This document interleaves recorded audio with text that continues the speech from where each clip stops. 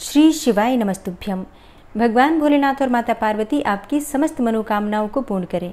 शिव पुराण की कल की कथा में आपने सुना कि कौन से कर्म करने से यमलोक में कौन सी यातनाएं भोगनी पड़ती हैं, लेकिन आज की कथा में आप सुनेंगे कि कौन सा दान, कौन सा कर्म करने से यमलोक जाने के रास्ते में मिलने वाले कष्टों से मुक्ति मिल सकती है। तो भगवान भोलेनाथ का ध्यान करके आज की इस पावन और परम कल्याणकारी कथा का श्रवण करते हैं। व्यास जी बोले, हे प्रभु, पापी मनुष्य को अनेकों दुख भोगते हुए यमलोक का रास्ता तय करना पड़ता है। क्या ऐसा कोई उपाय है जिससे कि यम मार्ग की यात्रा सुखपूर्वक पूरी की जा सके?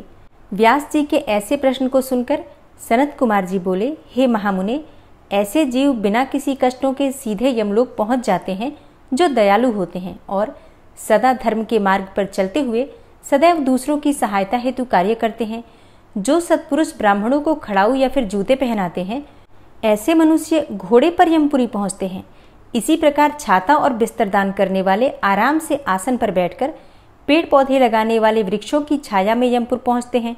जो मनुष्य फूलों की वाटिका लगाते हैं, उन्हें ले जाने हेतु पुष्प विमान आता है।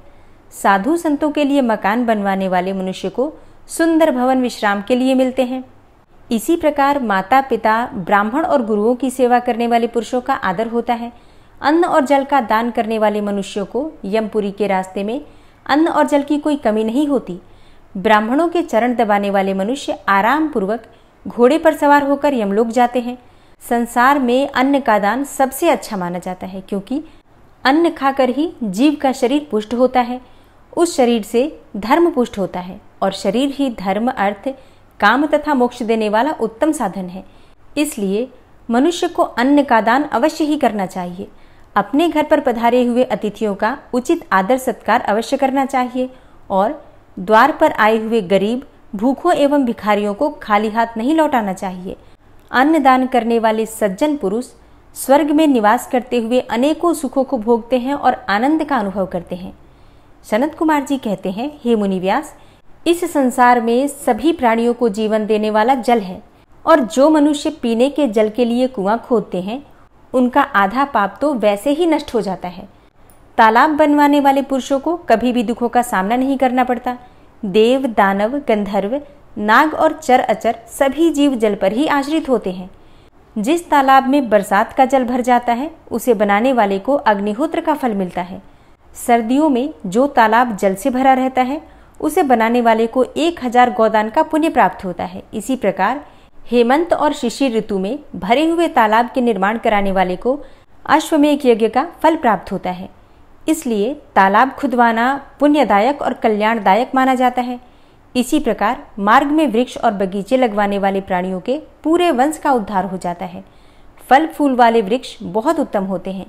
फूलों से देवता, फलों से पितृगण एवं उनकी छाया से वहां से आने जाने वाले राहगीरों को राहत मिलती है। ये वृक्ष सर्प, किन्नर, राक्षस, देव, मनुष्यों को सुख देने वाले होते हैं। इस संसार में सत्य को सबसे उत्तम कहा गया है। यही सत्य ब्रह्म, तप, यज्ञ, शास्त्र, चेतन, धैर्य, देवता, ऋषि, पितरों का पूजन, जल, विद्यादान, ब्रह्मचर्य, परम पद सभी सत्य रूप है। सत्यभाषी मनुष्य तपस्वी, सत्य धर्म का अनुसरण करने वाला सिद्ध पुरुष होता है और ऐसा मनुष्य विमान में बैठकर स्वर्ग जाता है। इसलिए सदैव सत्य बोलना ही उत्तम फल देने वाला होता है। तपस्या द्वारा स्वर्ग, यश, मुक्ति, कामना, ज्ञान, विज्ञान, संपत्ति, सौभाग्य, रूप और इनसे अधिक पदार्थ प्राप्त होते हैं। साथ ही मन की सभी कामनाएं भी अवश्य पूरी होती हैं। तपस्या के बगैर किसी भी मनुष्य अथवा जीव को भगवान शिव के परम धाम की प्राप्ति नहीं हो सकती। शुद्ध हृदय से त्रिलोकीनाथ भक्तवत्सल देवाधिदेव महादेव की तपस्या करने से ब्रह्म हत्या जैसे महापाप से भी मुक्ति मिल सकती है। तपस्या ही सारे संसार को सुख और शांति प्रदान करने वाली है। इसलिए सुखों की इच्छा करने वाले एवं भोग और मोक्ष चाहने वाले मनुष्यों को तप अवश्य करना चाहिए। सनत कुमार जी बोले, हे महामुने, जो ब्राह्मण देव शास्त्रों को पढ़कर दूसरे मनुष्यों को सुनाते हैं, उन्हें इस पुण्य का फल अवश्य मिलता है। नरक की यातनाओं के विषय में बताकर जीवों को सचेत करने वाले पुराण के ज्ञाता और धर्मोपदेशकों को श्रेष्ठ गुरु माना जाता है। वे अपने असीम ज्ञान द्वारा जगत का कल्याण करते हैं। अपना परलोक सुधारने हेतु मनुष्यों को धन, अन्न, भूमि, स्वर्ण, गौ, रथ, वस्त्र एवं आभूषण आदि वस्तुओं का दान अवश्य करना चाहिए। जुता हुआ खेत अर्थात लहलहाते फसल वाले खेत का दान करने से मनुष्य की 10 पीढ़ियां सुधर जाती हैं। वह मनुष्य सभी सुखों को भोग कर अंत में विमान पर सवार होकर सीधे स्वर्गलोक जाता है। अपने घर में अथवा शिवालय या मंदिरों में भगवान शिव, विष्णु और सूर्य पुराण का पाठ करवाने वाले उत्तम पुरुष को राजसूय यज्ञ व अश्वमेघ यज्ञ का फल मिलता है। ऐसे मनुष्य सूर्यलोक होते हुए ब्रह्मलोक में जाते हैं। देवताओं के मंदिरों में पुराणों की अमृतमय कथा करवाने वाले सत्पुरुषों को अश्वमेघ यज्ञ का फल मिलता है। इस संसार में मुक्ति प्राप्त करने की इच्छा रखने वाले मनुष्यों को श्रद्धापूर्वक भक्ति भावना से शिव पुराण की परम पवित्र कथा अवश्य पढ़नी अथवा सुननी चाहिए। प्रतिदिन कुछ समय के लिए शिव पुराण की कथा अवश्य सुननी या फिर पढ़नी चाहिए। इस संसार में अपने कर्मों के बंधनों से मुक्त होने के लिए शिव पुराण का ज्ञान अवश्य प्राप्त करना चाहिए। निरंतर योग शास्त्रों का अध्ययन करने अथवा पुराणों का श्रवण करने से समस्त पापों का नाश हो जाता है एवं धर्म की वृद्धि होती है। सनत कुमार जी बोले, हे व्यास जी, मनुष्य यदि दान के लिए सुपात्रों को ही चुने तभी उसका परम कल्याण होता है। गौ, पृथ्वी, विद्या और तुला का दान सर्वोत्तम माना जाता है। अपने घर के द्वार पर आए हुए मांगने वाले अर्थात याचकों को दूध देने वाली गाय, वस्त्र, जूते, अन्न, छाता अथवा भक्तिभाव से श्रद्धापूर्वक जो भी यथासंभव दान दिया जाए वह परम कल्याणकारी होता है। यही नहीं, स्वर्ण, तिल, हाथी, कन्यादासी, घर, रथ, मणि, गौ, कपिला और अन्न, इन 10 दानों को महादान माना जाता है। इन 10 महादानों को जो भी मनुष्य भक्ति भावना से करता है वह इस भवसागर से अवश्य ही पार हो जाता है और वह सत्पुरुष जीवन और मरण के बंधनों से हमेशा के लिए मुक्त हो जाता है और त्रिलोकीनाथ देवाधिदेव महादेव जी की परम कृपा पाकर उसे भोग और मोक्ष की प्राप्ति हो जाती है। सोने में सींग रूप में खुर मढ़ाकर वस्त्र, आभूषण एवं अन्य वस्तुओं सहित गाय और बछड़े का दान जो मनुष्य सुपात्र विद्वान ब्राह्मण को करता है उसके सभी मनोरथों की सिद्धि हो जाती है। वह जीव इस लोक में सभी सुख भोग कर शिवलोक को जाता है। उसे लोक और परलोक में सभी इच्छित वस्तुओं की प्राप्ति होती है। मन में मुक्ति की इच्छा लेकर किया गया दान अवश्य ही हितकर होता है। इस जगत में तुला के दान को भी उत्तम माना जाता है। तुला दान करने वाले मनुष्य को चाहिए कि वह मन ही मन शिवजी का स्मरण करके उनसे प्रार्थना करे कि वे उसका कल्याण करें। तराजू के एक पलड़े में बैठकर दूसरे पलड़े में अपनी शक्ति के अनुसार द्रव्य भरें और जब दोनों तरफ वजन बराबर हो जाए तो उस द्रव्य का किसी सुपात्र ब्राह्मण को दान करे। ऐसा दान करते समय शुद्ध हृदय से कल्याणकारी भगवान शिव से प्रार्थना करे कि हे प्रभु, मैंने बचपन से लेकर अब तक अपने जीवन में जाने अनजाने जो भी पाप किए हों उन्हें आप अपनी कृपा दृष्टि से भस्म कर दें। हे ऋषिगणों, इस प्रकार तुला दान से जीव सभी पापों से मुक्त हो जाता है तथा सीधे स्वर्गलोक को जाता है और वहीं निवास करता हुआ सभी उत्तम भोगों को भोगता है। सनत कुमार जी बोले, हे व्यास जी, अब मैं आपको ब्रह्मांड के विषय में बताता हूँ।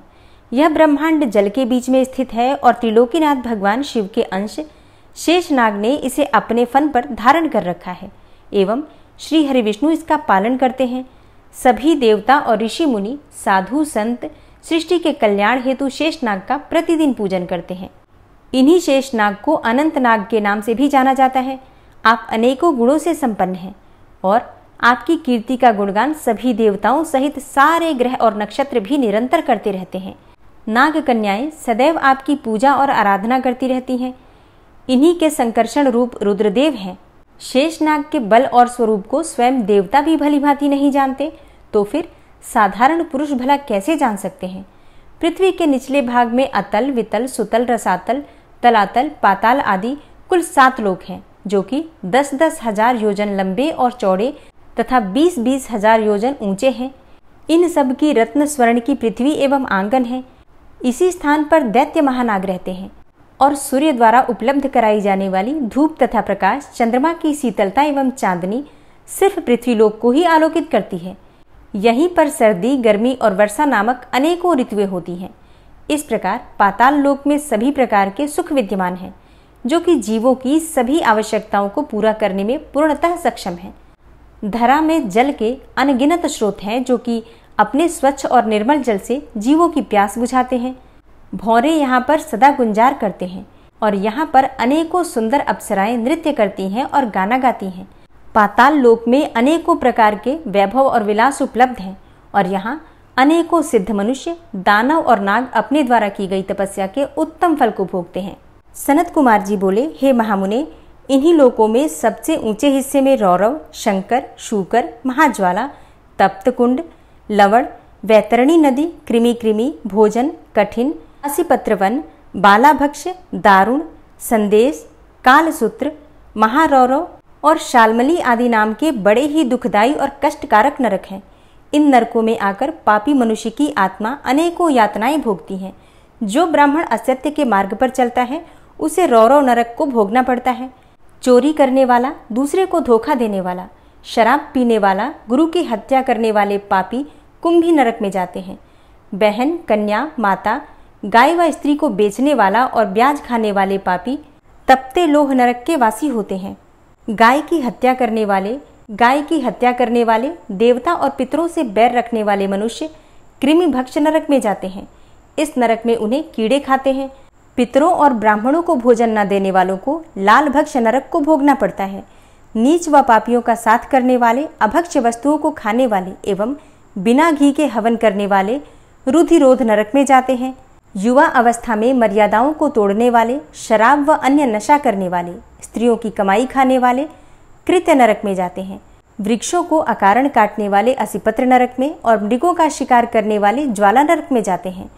दूसरों के घर में आग लगाने वाले श्वपाक नरक में तथा अपनी संतान को पढ़ाई से वंचित रखने वाले श्वभोजन नरक में अपने पापों को भोगते हैं। मनुष्य को अपने शरीर एवं वाणी द्वारा किए गए पापों का प्रायश्चित अवश्य करना चाहिए। बड़े से बड़े पापों का प्रायश्चित त्रिलोकीनाथ भगवान शिव का स्मरण करके किया जा सकता है। पाप, पुण्य, स्वर्ग, नरक ये सब कारण हैं। असल में सुख दुख मन की भावनाएं हैं। परम ब्रह्म को पहचान कर उसका पूजन करना ही ज्ञान का सार है। सनत कुमार जी बोले, हे व्यास जी, अब मैं आपको भूमंडल के 7 द्वीपों के बारे में बताता हूँ। जम्बू, पलक्षु, शालमली, कुश और क्रौंच, शाक और पुष्कर ये 7 महाद्वीप हैं और इन द्वीपों के चारों तरफ 7 समुद्र हैं। ये 7 समुद्र जल, ईख, क्षीर, केसर, मद्य, घी, दूध और दही से भरे हैं। इन द्वीपों के बीच में सुमेरु पर्वत है। सुमेरु के दक्षिण में निषद, हिमालय और हेमकूट पर्वत हैं। दक्षिण में हरि, उत्तर में रम्यक है, वहीं हिरण्यमय है और इसके बीच में इलामृत है, जिसके बीच में मेरु पर्वत स्थित है। मेरु पर्वत के पूर्व दिशा में मंदिर, दक्षिण दिशा में गंधमादन, पश्चिम दिशा में विपुल एवं उत्तर दिशा में सुपार्श्व शिखर स्थित है। इनके ऊपर कदम्ब, जामुन, पीपल आदि वृक्ष हमेशा ही पाए जाते हैं। जम्बू द्वीप में जामुन के पेड़ों से बड़े बड़े फल गिरते हैं। इसके फलों का रस धारा के रूप में बहता हुआ जम्बू नदी के नाम से जाना जाता है। मेरु के पूर्व में भद्राक्ष, पश्चिम में केतुमाल तथा इसके बीच में इलावृत है। पूर्व में चैत्ररथ, दक्षिण में गंधमादन, पश्चिम में विभ्राज्य और उत्तर में नंदनवन है। वहीं पर अरुणोद, महाभद्र, शीतोद और मानस नामक सरोवर हैं। मेरु पर्वत के पूर्व में कुरुंग, शीताजन, कुररहा, माल्यवान आदि पर्वत हैं। दक्षिण में शिखर, चित्रकूट, पलंग, रुचक, निषद और कपिल नामक पर्वत हैं। पश्चिम दिशा में श्रीनिवास, कुशुंभ, कपिल, नारद, नाग आदि स्थित हैं। उत्तर दिशा में शंखचूर्ण, ऋषभ, हंस, काल, जरा और केशराच आदि पर्वत स्थित हैं। सुमेरु नामक पर्वत पर ब्रह्मा की शातकोणपुरी विद्यमान है और शातकोणपुरी के पास ही अमरावती, तेजोवती, शयमनी, कृष्णमना, श्रद्धावती, गंधवती और यशोवती नामक 8 पुरियां हैं। शतकोणपुरी के बीच में पतित पावनी गंगा नदी चंद्रमंडल को भेद कर सीता, अलकनंदा, चक्षु एवं भद्र धाराओं में बढ़ जाती है। सीता पूर्व दिशा में, अलकनंदा दक्षिण दिशा में, चक्षु पश्चिम से तथा भद्रा उत्तर दिशा से बहती हुई महासागर में गिरती है। सुनील, माल्यवान, निषद, गंधमादन आदि पर्वत सुमेरु पर्वत के चारों ओर खिली हुई कलियों के समान हैं। इसी प्रकार केतुमाल, भद्राक्ष, कुश्व, मर्यादा, लोक पर्वत, लोकपदम भारत के चारों ओर पत्तों की तरह खड़े होते हैं।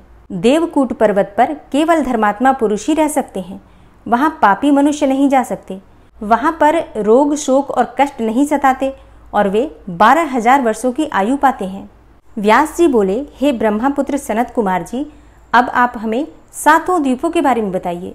यह बातें सुनकर सनत कुमार जी बोले, हे व्यास जी, मैं अब आपको 7 द्वीपों के बारे में बताता हूँ। आप लोग ध्यानपूर्वक सुनिए।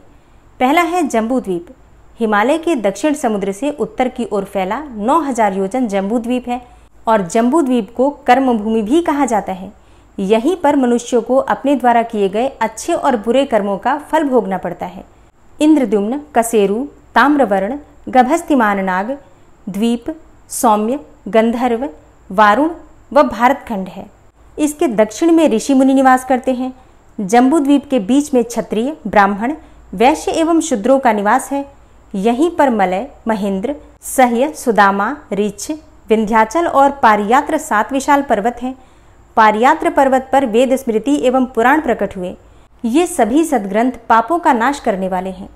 दूसरे द्वीप का नाम है ऋक्ष द्वीप। ऋक्ष पर्वत का विशाल क्षेत्र ऋक्ष द्वीप के नाम से जाना जाता है। इसी स्थान से समस्त पापों का नाश करने वाली गोदावरी, भीमरथी, ताप्ती व अन्य नदियां बहती हैं। कृष्णावेणी नदियां सह्य पर्वत से, कृतमाला और ताम्रवर्णी मलयाचल पर्वत से बहती हैं। महेंद्र पर्वत से त्रिमाया, ऋषिकुल्या और कुमारी नदियां बहती हैं। इन पवित्र नदियों के मार्ग में अनेकों शहर, गांव आदि पड़ते हैं। ये पवित्र नदियां वहां निवास करने वालों की प्यास को शांत करती हैं। यही नहीं, उनके पापों का नाश भी इनके जल के स्पर्श से हो जाता है। तीसरे द्वीप का नाम है प्लक्ष द्वीप। प्लक्ष द्वीप 4 समुद्रों से घिरा हुआ है। इसी द्वीप पर गोमंत, चंद्र, नारद, दरदुर, सोनक, सुमन, व्यभ्राज नामक पर्वत हैं। अनुतप्त, शिखी, पापहनी, त्रिदिवा, कृपा, अमृता, सुकृभा नामक 7 नदियां प्लक्ष द्वीप की शोभा बढ़ाती हैं। यहाँ के मनोहर वातावरण में देवता और गंधर्वों सहित अनेकों जातियां निवास करती हैं। इस द्वीप में निवास करने वाले प्राणियों की रक्षा करने के लिए देवाधिदेव महादेव का ब्रह्मा और विष्णु भी पूजन किया करते हैं। अगले द्वीप का नाम है शाल्मली द्वीप। शाल्मली द्वीपों के बीचों बीच सेमल का एक विशाल वृक्ष है। यहाँ पर श्वेत, हरित, जीमूत, रोहित, वैकल, मानस, सुप्रभु नामक वृक्ष है। इसी द्वीप पर शुक्ला, रक्ता, हिरण्या, चंद्रा, शुभ्रा, विमोचना, निवृता नाम की सुंदर नदियां बहती हैं। ये पवित्र एवं निर्मल नदियां भक्तगणों की प्यास बुझाती हैं। अपना कार्य पूर्ण करते हुए यहाँ के निवासी ब्रह्मा, विष्णु और शिवजी का पूजन करते हैं। 5वें द्वीप का नाम है क्रौंच द्वीप। क्रौंच द्वीप घृतोद समुद्र से बाहर दही से घिरा हुआ है। विशाल क्षेत्र में फैला हुआ द्वीप है। यहाँ पर क्रौंच, वामन, अंशकारक, दिवावृति, मन, पुंडरीक, दुंदुभी आदि पर्वत एवं गौरी, कुमुद्रती, संध्या, मनोजवा, शांति, पुंडरीक नामक अनेकों बड़ी नदियां स्थित हैं। 6ठे द्वीप का नाम है शाक द्वीप। शाक द्वीप दही समुद्र के बाहर दूध के सागर से घिरा है। यहाँ पर शाक का बहुत बड़ा वृक्ष स्थित है। उदयाचल, अस्ताचल, जलंधार, विवेक, केसरी नामक पर्वत है। सुकुमारी, नलिनी, कुमारी, वेणुका, इक्षु, रेणुका और गर्भास्थ नामक नदियां स्थित हैं। यहाँ के सुंदर मनोरम स्थलों पर सभी जाति के लोग रहते हैं। और 7वें द्वीप का नाम है पुष्पकर द्वीप। क्षीर समुद्र से बाहर का जो क्षेत्र मधुर जल से घिरा है वह पुष्पकर द्वीप कहलाता है। यहीं पर मानस पर्वत स्थित है। यहाँ निवास करने वाले मनुष्य सभी प्रकार के रोगों से दूर रहते हैं। वे लंबी आयु वाले होते हैं और आनंद पूर्वक निवास करते हैं। पुष्पकर द्वीप के महावत खंड में ब्रह्मा जी का निवास माना जाता है और यहाँ रहने वाले देवता और दानव उनको पूजते हैं। इस प्रकार मनुष्यों के निवास करने हेतु पृथ्वी पर 7 लोक स्थित हैं, जिन्हें 7 द्वीपों के नाम से जाना जाता है। सनत कुमार जी कहते हैं, हे महामुनि व्यास जी, पृथ्वी लोक के जिस भाग पर सूर्य और चंद्रमा का प्रकाश पड़ता है वह स्थान भूलोक कहलाता है। पृथ्वी लोक से हजारों योजन ऊपर सूर्यमंडल है और इससे ऊपर चंद्रमंडल है। चंद्रमंडल से 10,000 योजन ऊपर ग्रह और नक्षत्रों का साम्राज्य है। इससे ऊपर सप्तऋषि मंडल है और उसके ऊपर ध्रुव मंडल स्थित है। ध्रुव मंडल जो कि पृथ्वी का सबसे ऊंचा मंडल है, उससे 1 करोड़ योजन नीचे भू, भुवः, स्वः नामक 3 लोक स्थित हैं। इनके बीच में कल्प निवासी ऋषि रहते हैं। ध्रुव मंडल से ऊपर महलोक स्थित है। महलोक में सनक, सनंदन, सनातन, कपिल, आसुरी, बोढ़, पच्चसिख नामक ब्रह्मा जी के 7 पुत्र निवास करते हैं। इसी महालोक से 2 लाख योजन ऊपर शुक्र ग्रह स्थित है और शुक्र ग्रह से 2 लाख योजन दूर बुध है। बुध से 10 लाख योजन दूरी पर मंगल ग्रह स्थित है। मंगल से 2 लाख योजन की दूरी पर बृहस्पति स्थित है। बृहस्पति से 2 लाख योजन की ही दूरी पर शनिश्चर मंडल स्थित है। ये सभी ग्रह अपनी राशियों पर आरूढ़ रहते हैं। जनलोक से 26 लाख योजन की दूरी पर तपलोक स्थित है। तपलोक से 6 गुनी दूरी पर सत्यलोक स्थित है। भूलोक पर ज्ञानी, महात्मा, सत्य पथ का पालन करने वाले ब्रह्मचारी निवास करते हैं। भुवः लोक में मुनि, देवता, सिद्धि आदि निवास करते हैं। स्वर्ग लोक में आदित्य, पवन, वसु, अश्विनी कुमार एवं विश्वदेव, रुद्र, नाग और पक्षी आदि निवास करते हैं। ब्रह्मांड जल, अग्नि, पवन, आकाश और अंधकार से घिरा हुआ है। इसी के ऊपर महाभूत स्थित है। परम ब्रह्म परमात्मा गुण, संख्या, नाम और परिमाण से अलग है। भगवान शिव और प्रकृति देवी शक्ति के मिलन से ही देवताओं का प्राकट्य हुआ है। इसी से सृष्टि का निर्माण हुआ है और प्रलय काल आने पर यह पूरी सृष्टि शिव और शक्ति में ही मिलकर समाप्त हो जाएगी। ब्रह्मलोक के ऊपर वैकुंठ लोक स्थित है। इसके पश्चात कौमार लोक है जिसमें स्कंद निवास करते हैं। उसके बाद उमा लोक स्थित है। उमा लोक में देवी जगदम्बा का निवास है। आदिशक्ति जगदम्बा से ही ब्रह्मा और विष्णु का प्राकट्य हुआ है और उमा लोक के आगे इस जगत के पिता परम ब्रह्म परमेश्वर भगवान शिव का निवास स्थान है। भगवान शिव ही निर्गुण, निराकार, सर्वेश्वर हैं और सबका कल्याण करने वाले हैं। व्यास जी ने पूछा, हे सनत कुमार जी, अब आप मुझे यह बताइए कि कल्याणकारी देवाधिदेव महादेव जी के परम भक्त किस लोक में जाते हैं जहां जाकर भक्तों का इस लोक में आगमन नहीं होता है। यह सुनकर सनत कुमार जी बोले, हे व्यास जी, भगवान शिव की परम कृपा की प्राप्ति करने हेतु सिर्फ एक मार्ग है, वह है तपस्या। तपस्या के बिना शिवलोक की प्राप्ति संभव ही नहीं है। इस संसार में सभी मनुष्यों, स्वर्ग के देवताओं, ऋषि मुनि और साधु संतों आदि ने तपस्या के द्वारा ही महत्वपूर्ण सिद्धियां प्राप्त की हैं। सनत कुमार जी आगे कहते हैं, हे मुनियों, तपस्या 3 प्रकार की होती है, सात्विक, राजस और तमस। जो तपस्या बिना किसी फल की इच्छा किए हुए की जाती है वह सात्विक है। किसी कामना की पूर्ति हेतु की गई तपस्या राजस और उसी कामना की सिद्धि हेतु अपने शरीर को कष्ट देकर की गई तपस्या को तामस तप कहा जाता है। मन एवं विचारों से पवित्र होकर पूजन, जप, हवन, उपवास, आचार विचार, मौन इंद्रिय करके किया गया तप सात्विक तप है। बावड़ी, तालाब, कुआं, मकान, धर्मशालाएं और विद्यालय बनवाने से शिव पद को पाने का मार्ग प्रशस्त हो जाता है। धन, वैभव और मद में चूर होकर मनुष्य सांसारिक बंधनों में बंधा रहता है। 84,000 योनियों को भोगने के पश्चात मनुष्य योनि की प्राप्ति होती है और यदि इसमें भी उद्धार का कोई उपाय नहीं किया जाता तो सिर्फ पश्चाताप ही शेष रह जाता है। यहीं पर कर्म भूमि और फल भूमि दोनों हैं। धरती पर किए गए शुभ कर्मों का फल स्वर्ग लोक में मिलता है। इसलिए सदा सत्य के मार्ग का अनुसरण करें, दान पुण्य के मार्ग पर चलें। अपने जीवन काल में जिन्होंने कुछ समय के लिए त्रिलोकीनाथ भगवान शिव के नाम का स्मरण किया है उन्हें भयानक नरक नहीं भोगना पड़ता। हर प्रकार के दुख, दर्द एवं पापों से मुक्ति दिलाने वाली शिव भक्ति ही है जिसके द्वारा मनुष्य जीवन के बंधनों से मुक्त होकर शिव पद को प्राप्त करता है। ओम नमः शिवाय। श्री शिवाय नमस्तुभ्यम।